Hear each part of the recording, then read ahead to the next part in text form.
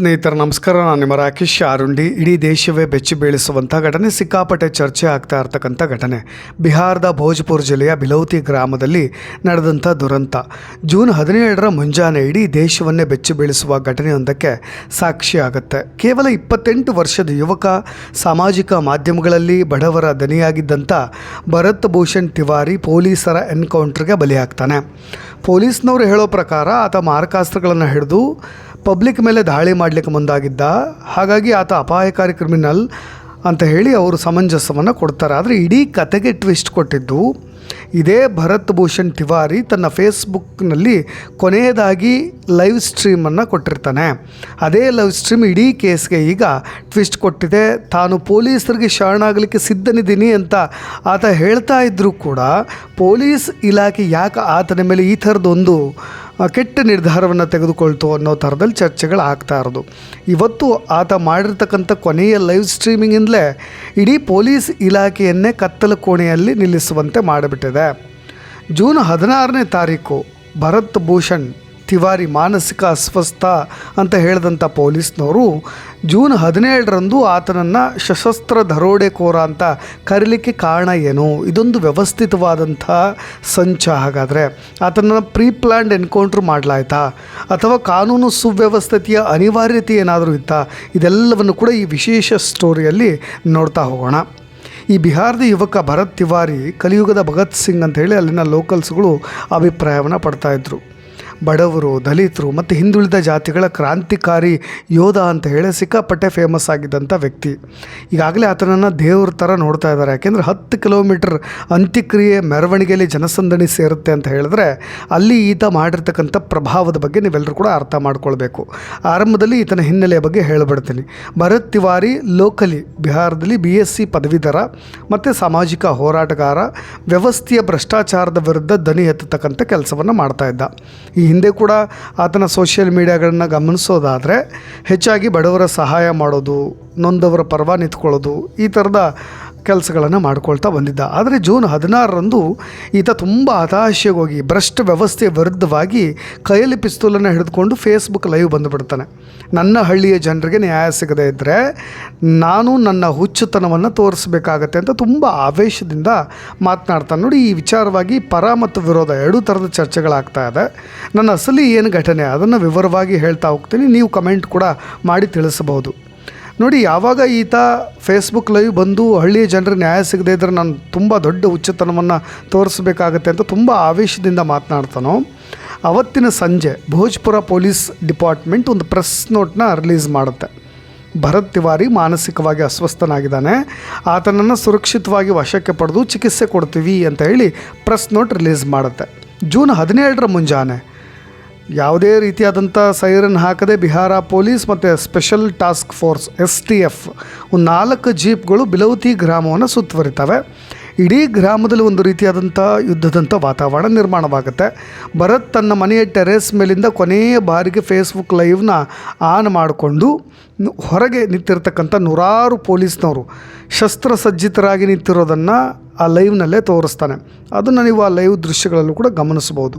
ನನ್ನ ಬೇಡಿಕೆಗಳನ್ನು ಕೇಳಿ, ನಾನು ಪೊಲೀಸನಿಗೆ ಶರಣಾಗಲಿಕ್ಕೆ ಬಯಸ್ತಾ ಇದ್ದೀನಿ, ಪೊಲೀಸ್ನವ್ರಿಗೆ ನಾನು ಶರಣಾಗ್ತೀನಿ, ನಾನು ನನ್ನ ಕೈಯಲ್ಲಿರ್ತಕ್ಕಂಥ ಈ ಒಂದು ಮಾರಕಾಸ್ತ್ರವನ್ನು ಎಸಿತಾ ಇದ್ದೀನಿ, ನೀವು ಯಾರೂ ಕೂಡ ನನ್ನ ಮೇಲೆ ಶೂಟ್ ಮಾಡಬೇಡಿ ಅಂತ ರಿಕ್ವೆಸ್ಟ್ ಮಾಡ್ಕೊಳ್ತಾನೆ ಫೇಸ್ಬುಕ್ ಲೈವ್ನಲ್ಲೂ ಕೂಡ. ಭರತ್ ಯಾವಾಗ ತನ್ನ ಪಿಸ್ತೂಲನ್ನು ದೂರಕ್ಕೆ ಎಸಿತಾ ಇರೋದು ವಿಡಿಯೋದಲ್ಲಿ ಸರಿಯಾಗುತ್ತೋ ಅದಾದ ತಕ್ಷಣ ಇದ್ದಕ್ಕಿದ್ದ ಹಾಗೆ ವಿಡಿಯೋ ಕಟ್ ಆಗುತ್ತೆ. ಇಡೀ ಬಿಹಾರ ರಾಜ್ಯ ಈ ವಿಡಿಯೋನ ಗಮನಿಸ್ತಾ ಇರುತ್ತೆ. ಮುಂದಿನ ಕೆಲವೇ ಸೆಕೆಂಡ್ಗಳಲ್ಲಿ ಇಡೀ ಹಳ್ಳಿ ನಡುಗಿಸೋ ಹಾಗೆ ಒಂದು 4 ಬಾರಿ ಢಮ್ ಢಮ್ ಢಮ್ ಅನ್ನೋ ಒಂದು ಸೌಂಡ್ ಕೂಡ ಕೇಳಿಸುತ್ತೆ. ಅದೇನಾಯಿತು ಅನ್ನೋದನ್ನು ನಾನು ಆರಂಭದಲ್ಲಿ ನಿಮಗೆ ಈತನ ಒಂದು ಅಂತ್ಯಕ್ರಿಯೆ ಇದಕ್ಕೆ ಒಂದು ಲೀಡನ್ನು ನಾನು ಕೊಡ್ತಾ ಇದ್ದೇನೆ. ಯಾಕೆಂದರೆ ಈ ಕಾರಣದಿಂದಾಗಿಯೇ ಪೊಲೀಸ್ನವರು ಆತನ ಮೇಲೆ ಒಂದು ರೀತಿಯಾದಂಥ ಹಲ್ಲೆಗೆ ಮುಂದಾದರು ಅನ್ನೋದನ್ನು ನಾನು ಸ್ಪಷ್ಟೀಕರಣವನ್ನು ಕೊಡ್ತಾ ಇದ್ದೀನಿ. ನೋಡಿ, ಒಂದು ಆತ ನೆತ್ತರಿನ ಮಡುವಿನಲ್ಲಿ ಬೀಳ್ತಾನೆ. ಸೊಂಟ ಭಾಗಕ್ಕೆ ಗುಂಡು ತಗಲಿ ರಕ್ತದ ಮಡುವಿನಲ್ಲಿ ಬಿದ್ದಿರೋದು. ಆತನನ್ನು ಆಸ್ಪತ್ರೆಯಲ್ಲಿ ಸಾಗಿಸಬೇಕಾದ್ರೆ ದಾರಿಯಲ್ಲಿ ಆತ ಕೊನೆ ಉಸಿರೆಳಿತಕ್ಕಂಥದ್ದು ಹೀಗಾಗಿರ್ತಕ್ಕಂಥ ಘಟನೆ.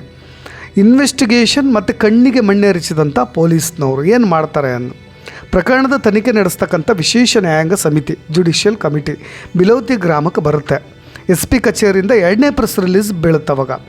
ಫಸ್ಟ್ ಪ್ರೆಸ್ ನೋಟ್ ಒಂದಾಯಿತು, ಸೆಕೆಂಡ್ ಪ್ರೆಸ್ ರಿಲೀಸ್ ಆಗುತ್ತೆ. ಪೊಲೀಸ್ನವರು ಭರತ್ ತಿವಾರಿ ಶರಣಾಗದೆ ನಮ್ಮ ಮೇಲೆಯೇ ಫೈರ್ ಮಾಡ್ದ, ಆದ್ದರಿಂದ ಆತ್ಮರಕ್ಷಣೆಗೋಸ್ಕರ ನಾವು ಪ್ರತಿದಾಳಿ ಮಾಡಬೇಕಾಯಿತು ಅಂತ ಹೇಳಿ ವಾದ ಮಾಡ್ತಾರೆ. ತನಿಖಾ ಅಧಿಕಾರಿಗಳು ಭರತ್ ಎಸೆದಿದ್ದಂತಹ ಒಂದು ಮಾರಕಾಸ್ತ್ರ ಮತ್ತು ಆತನ ದೇಹದಿಂದ ಹೊರಬಂದಂಥ ಬುಲೆಟ್ಗಳನ್ನು ಫಾರೆನ್ಸಿಕ್ ಲ್ಯಾಬ್ಗೆ ಕಳಿಸ್ಕೊಡ್ತಾರೆ. ಅಲ್ಲಿ ಪೊಲೀಸರ ಸುಳ್ಳು ಪತ್ತೆಯಾಗುತ್ತೆ. ಯಾಕೆಂದರೆ ಭರತ್ ಎಸೆದಿದ್ದಂತಹ ಆ ಒಂದು ಪಿಸ್ತೂಲ್ನಿಂದ ಯಾವುದೇ ಸಿಂಗಲ್ ಗೋಲಿ ಕೂಡ ಹೊರಗೆ ಹಾರಿರೋದಿಲ್ಲ.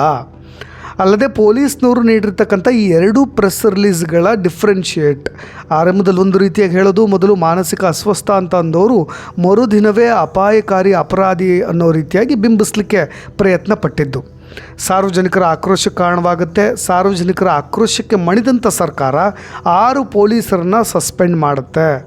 ತಪ್ಪಿಲ್ಲದೆ ಸಸ್ಪೆಂಡ್ ಮಾಡಲಿಕ್ಕೆ ಕಾರಣ ಇಲ್ಲ. ಓಕೆ, ಪ್ರಕರಣದ CBI ತನಿಖೆಗೆ ಕೋರಿ ಸುಪ್ರೀಂ ಕೋರ್ಟ್ನಲ್ಲೂ ಕೂಡ ಒಂದು PIL ಅರ್ಜಿ ಅವರ ಕುಟುಂಬದ ಕಡೆಯಿಂದ ಸಲ್ಲಿಕೆ ಮಾಡಲಾಗಿದೆ. ಭರತ್ ತಪ್ಪು ಮಾಡಿರ್ಬೋದು, ಆದರೆ ಆತನಿಗೆ ನ್ಯಾಯಾಲಯದ ಮುಂದೆ ಶರಣಾಗುವ ಹಕ್ಕನ್ನು ಕಸಿದುಕೊಂಡಿದ್ದು ಯಾರಾಗಾದರೆ ಅನ್ನೋ ಥರದ ಚರ್ಚೆಗಳು. ಕಾನೂನನ್ನು ರಕ್ಷಣೆ ಮಾಡಬೇಕಾದಂಥ ಕೈಗಳೇ ಕಾನೂನನ್ನು ಕೈಗೆತ್ತಿಕೊಂಡ್ರೆ ಜನಸಾಮಾನ್ಯರು ಯಾರನ್ನು ನಂಬಬೇಕು? ಭರತ್ ಭೂಷಣ್ ತಿವಾರಿಯ ಆ ಕೊನೆಯ ಲೈವ್ ವಿಡಿಯೋ ಇಡೀ ಬಿಹಾರ ಪೊಲೀಸರ ಆಪರೇಷನ್ ಕ್ರಮವನ್ನೇ ಪ್ರಶ್ನೆ ಮಾಡುವ ಹಾಗಾಗಿದೆ. ಸದ್ಯ ನ್ಯಾಯಾಂಗ ತನಿಖೆ ಪ್ರಗತಿಯಲ್ಲಿದೆ. ಈ ನಕಲಿ ಎನ್ಕೌಂಟ್ರನ್ನ ಹಿಂದಿರ್ತಕ್ಕಂಥ ಅಸಲಿ ಭ್ರಷ್ಟ ಮುಖಗಳು ಜೈಲು ಸೇರ್ತವ ಅನ್ನೋದೇ ಪ್ರಶ್ನೆ. ಭರತ್ ಕುಟುಂಬಕ್ಕೆ ನ್ಯಾಯ ಸಿಗುತ್ತಾ? ಇವೆಲ್ಲವನ್ನು ನಾವು ಕಾದು ನೋಡಬೇಕು. ನೋಡಿ, ಒಂದು ಕಡೆ ಅವ್ರ ತಂದೆ ಕಾಶಿನಾಥ್ ತಿವಾರಿ ತುಂಬ ಕಣ್ಣೀರಿಡ್ತಾ, ಭರತ್ ನನ್ನ ಮಾತು ಕೇಳು ಮಗನೇ, ನಿನ್ನ ಕೈಲಿರ್ತಕ್ಕಂಥ ಮಾರಕಾಸ್ತ್ರವನ್ನು ಕೆಳಗೆ ಹಾಕು ಅಂತ. ಸೋಷಿಯಲ್ ಮೀಡಿಯಾ ಹೋರಾಟ ನಮಗೆ ಬೇಡ. ದೊಡ್ಡ ದೊಡ್ಡ ನಾಯಕರು ಅಧಿಕಾರಿಗಳ ವಿರುದ್ಧ ನೀನು ಒಬ್ಬನೇ ಏನು ಮಾಡಲಿಕ್ಕೂ ಸಾಧ್ಯ ಇಲ್ಲ. ಹೊರಗೆ ನೋಡು, ಇಡೀ ಪೊಲೀಸ್ ಪಡೆ ನಿಂತ್ಕೊಂಡಿದೆ ಅನ್ನೋ ಥರದ ಮಾತುಗಳು. ಭರತ್ ತಿವಾರಿ ಅದೇ ರೀತಿಯಾದಂಥ ಆವೇಶ ಮತ್ತು ಹತಾಶೆಯಿಂದ, ಇಲ್ಲ ತಂದೆ, ನಾನು ತಪ್ಪು ಮಾಡಿಲ್ಲ, ಈ ಹಳ್ಳಿಯ ಬಡವರ ಜಮೀನನ್ನು ನುಂಗಿದಂಥ ಭ್ರಷ್ಟ ಅಧಿಕಾರಿಗಳ ಮುಖವಾಡ ಕಾಣಿಸಿದ್ದಕ್ಕೆ ಇವತ್ತು ಪೊಲೀಸ್ನವರು ನನ್ನ ಮುಂದೆ ಬಂದು ನಿಂತ್ಕೊಂಡು ನನ್ನನ್ನು ಮುಗಿಸ್ಲಿಕ್ಕೆ ಸಜ್ಜಾಗಿದ್ದಾರೆ.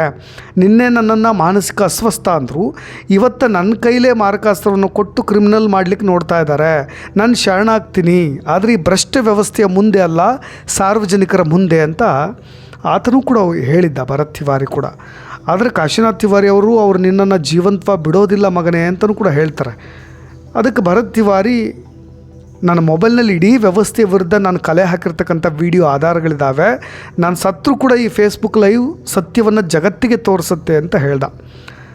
ಒಂದು ಕಡೆ ಭರತ್ ಭೂಷಣ್ ತಿವಾರಿ ಹಾದಿ ತಪ್ಪಿದ ಯುವಕನೋ ಅಥವಾ ವ್ಯವಸ್ಥೆಯ ಬಲಿಪಶುವೋ, ಆತ ಕೈಯಲ್ಲಿ ಆಯುಧವನ್ನು ಹಿಡಿದು ತಪ್ಪು ಮಾಡಿರ್ಬೋದು, ಆದರೆ ಕಾನೂನನ್ನು ಕೈಗೆತ್ತಿಕೊಂಡು ಜೀವ ತೆಗೆಯುವ ಅಧಿಕಾರವನ್ನು ಪೊಲೀಸರಿಗೆ ಯಾರು ಕೊಟ್ಟರು?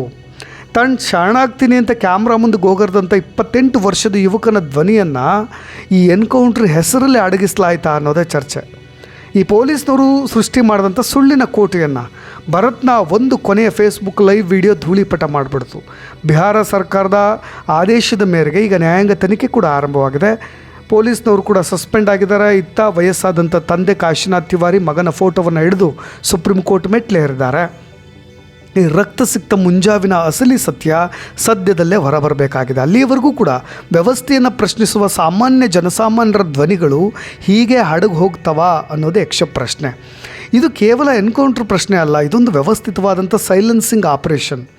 ಭರತ್ ತಿವಾರಿಯ ಮೊಬೈಲ್ನಲ್ಲಿದ್ದಂಥ ಭ್ರಷ್ಟಾಚಾರದ ಕಡತಗಳು ಇವತ್ತು ಬಿಹಾರದ ದೊಡ್ಡ ದೊಡ್ಡ ರಾಜಕಾರಣಿಗಳು ಮತ್ತು ಉನ್ನತ ಅಧಿಕಾರಿಗಳ ನಿದ್ದೆಗೆಡಿಸ್ತಾ ಇರೋದು.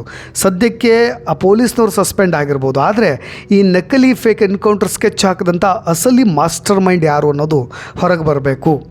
ಈ ಕಾನೂನು ಮತ್ತು ಸುವ್ಯವಸ್ಥಿತಿಯನ್ನು ರಕ್ಷಣೆ ಮಾಡಬೇಕಾದಂಥ ಕಾಕಿ ಇವತ್ತು ಕಟುಕರಂತೆ ವರ್ತನೆ ಮಾಡ್ತಾ ಇದ್ದಾರೆ. ಕೇವಲ ಬಿಹಾರ ರಾಜ್ಯಕ್ಕೆ ಸೀಮಿತವಾಗಿಲ್ಲ, ಪ್ರತಿಯೊಂದು ರಾಜ್ಯದಲ್ಲೂ ಕೂಡ ಅದೇ ಆಗ್ತಾ ಇದೆ. ಜನಸಾಮಾನ್ಯರ ನ್ಯಾಯಕ್ಕಾಗಿ ಯಾರ ಬಳಿ ಹೋಗಬೇಕಾಗಾದರೆ ಇದೇ ಬಿಲೌತಿ ಗ್ರಾಮದಲ್ಲಿ ನಡೆದದ್ದು ಇಡೀ ರಾಷ್ಟ್ರದಾದ್ಯಂತನೂ ಕೂಡ ನಡೀತಾ ಇದೆ ಅನ್ನೋದನ್ನ ನಾನು ಪ್ರಶ್ನೆ ಮಾಡ್ತಾ ಇರೋದು. ಯಾವಾಗ ಒಬ್ಬ ರಕ್ಷಕನೇ ಭ್ರಷ್ಟಾಚಾರದ ಕೆಸರಿನಲ್ಲಿ ಮುಳುಗಿ ಭಕ್ಷಕನಾಗ್ತಾನೋ ಆಗ ಸಮಾಜದಲ್ಲಿ ಕಾನೂನಿನ ಭಯ ಸತ್ತು ಹೋಗುತ್ತೆ. ಅದಕ್ಕೆ ಈ ಘಟನೆಯ ಸಾಕ್ಷಿ.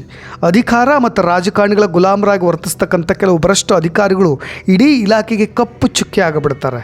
ನೆನಪಿರಲಿ, ಪೊಲೀಸರಿಗೆ ಕೈಯಲ್ಲಿ ಪಿಸ್ತೂಲು ಮತ್ತು ಅಧಿಕಾರ ಕೊಟ್ಟಿರೋದು ಸಮಾಜದ ಶಾಂತಿಗಾಗಿ ಹೊರತು ವ್ಯವಸ್ಥೆಯನ್ನು ಪ್ರಶ್ನೆ ಮಾಡೋ ಯುವಕರ ದನಿಯನ್ನು ಅಡಗಿಸ್ಲಿಕ್ಕಲ್ಲ. ಶರಣಾದಂಥ ಯುವಕ, 28 ವರ್ಷದ ಯುವಕನಿಗೆ ಕೋರ್ಟ್ ಮೆಟ್ಲೇರುವ ಹಕ್ಕನ್ನು ಕೂಡ ಕೊಡದೆ ಜಾಗದಲ್ಲೇ ನೀವು ಮುಗಿಸುವ ಹಕ್ಕನ್ನು ಇವ್ರಿಗೆ ಯಾರು ಕೊಟ್ಟರು ಅನ್ನೋದೇ ನನ್ನ ಪ್ರಶ್ನೆ. ಇವತ್ತು ಭರತ್ ತಿವಾರಿಯ ವಯಸ್ಸಾದ ತಂದೆ ಕಣ್ಣೀರು ಹಾಕ್ತಾ ಕೋರ್ಟ್ ಮೆಟ್ಲು ಹತ್ತಾ ಇದ್ದಾರೆ. ನಮಗೆ ಈ ವ್ಯವಸ್ಥೆ ಬಗ್ಗೆ ಒಂದು ಬುದ್ಧಿಮಾತು ಹೇಳಬೇಕು. ಅಧಿಕಾರದ ಮದ ಮತ್ತು ಭ್ರಷ್ಟ ಹಣದಿಂದ ನೀವು ಸತ್ಯವನ್ನು ಕೆಲಕಾಲ ಮುಚ್ಚಿಡ್ಬೋದಷ್ಟೇ. ಜನರ ಆಕ್ರೋಶದ ಮುಂದೆ, ನ್ಯಾಯದೇವತೆಯ ಮುಂದೆ ನಿಮ್ಮ ಸುಳ್ಳಿನ ಕೋಟೆ ಧೂಳಿಪಟವಾಗುತ್ತೆ. ಅದನ್ನು ಅರ್ಥ ಮಾಡ್ಕೊಳ್ಳಿ ಅಂತಲೂ ಕೂಡ ಹೇಳ್ತಾ ಹೋಗ್ತೀನಿ. ನೋಡಿ, ಇನ್ನೊಂದು ಚರ್ಚೆ ಆಗ್ತಾ ಇರೋದು, 2 ಥರದ ಚರ್ಚೆಗಳನ್ನು ನಾನು ಹೇಳಿದೆ. ಯಾವ ರೀತಿಯಾದಂಥ ಚರ್ಚೆ ಆಗ್ತಾಯಿದೆ, ತುಂಬ ಮೋಸ್ಟ್ ಇಂಪಾರ್ಟೆಂಟ್ ಇದು.